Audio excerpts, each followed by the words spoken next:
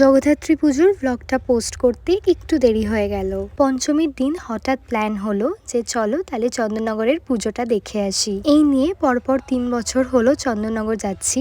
আর তোমরা তো সবাই নিশ্চয়ই জানো চন্দননগরে জগদ্ধাত্রী পুজোর কতটা ক্রেজ। আমরা ওই বিকেলই বেরিয়ে গেছিলাম আর এখান থেকে ঘাট পার হয়ে চলে গেলাম শেওড়াফুলি। নর্মালি তো গঙ্গার পাড়ে আসা হয় না, তো এই সূত্রেই যা একটু ঘোরা।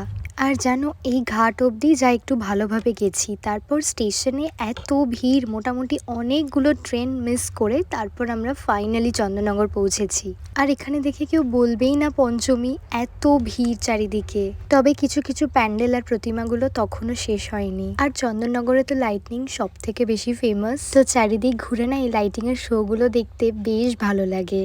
তারপর এই প্যান্ডেলটাতে ঢুকলাম আর এখানেও ঠাকুরকে এখনো সাজগোজ করানো বাকি আছে।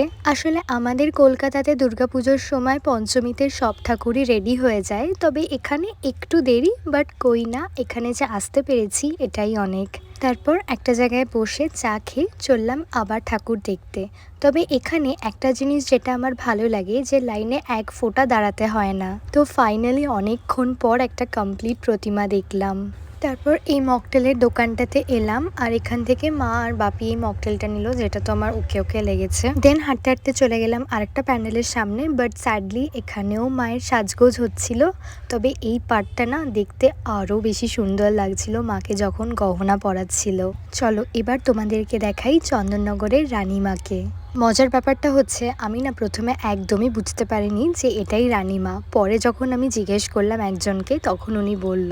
আর এখানে না কোনো ঠাকুরের সাথে কোনো ঠাকুরের তুলনা হবে না, সবই সুন্দর।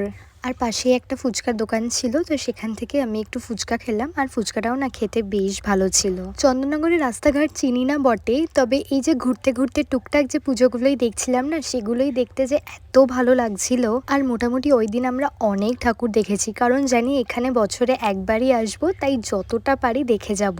তারপর অনেক ঠাকুর দেখে তো টায়ার্ড হয়ে গেছিলাম। একটা রেস্টুরেন্ট দেখে আমরা ডিনারটা কমপ্লিট করে নিলাম। আর ডিনারে নিয়েছিলাম ফ্রাইড রাইস আর চিকেন কষা। খেয়ে একটু এনার্জি গেইন করে ভাবলাম না আরেকটা পুজো দেখা যাক। রাস্তার পাশে এই আতরের দোকানটা খেয়াল করলাম, এখানে না খুব সুন্দর সুন্দর আতর পাওয়া যাচ্ছিল। তো আমার অনেক দিন ধরেই একটা নেওয়ার খুব ইচ্ছা ছিল, তো আমি এখান থেকে এই আতরের পারফিউমটা নিলাম।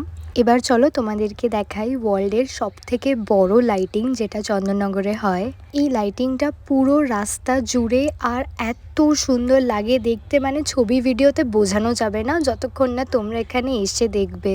তো এই লাইটিংয়ের সামনে দাঁড়িয়ে তো অনেক ছবি আর ভিডিওস তুলেছি। তারপর আমরা লাস্টলি যাচ্ছি বাগবাজারের ঠাকুরটা দেখতে। আর এখানে দেখো সারা রাস্তা জুড়ে আলপনা করা হয়েছে। তো এই পুজোটা দেখেই আমাদের এই বছরে চন্দননগরের পুজো দেখাটা কমপ্লিট করলাম। সত্যি কথা বলতে টায়ার্ড তো হয়েছিলাম ভীষণই, কিন্তু এত ভালো ভালো ঠাকুর দেখে না মনটা খুব ভালো হয়ে গেছিল।